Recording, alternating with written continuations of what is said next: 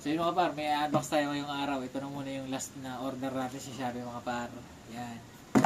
So unang item, bushing. Siyempre Pitts bike. Wala na kasi akong stock nito. Kaya bumili na lang ako. Subok na yung brand na yan mga par. So ito, buksan natin. Ito, disc brake lang to, disc brake. Ito naman, rotor disc. Galing din to kay Shopee mga par.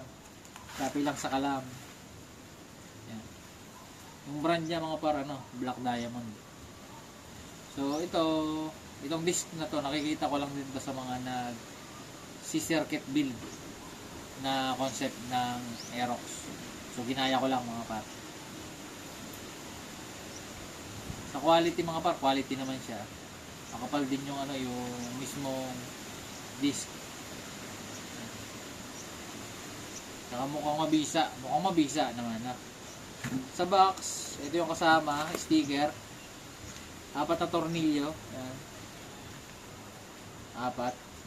Tapos pang stock caliper na bracket. So yung sukat pala nito mga par is 260 mm, 260 mm. Ayan. So yun mga par, quick unboxing lang. Babush!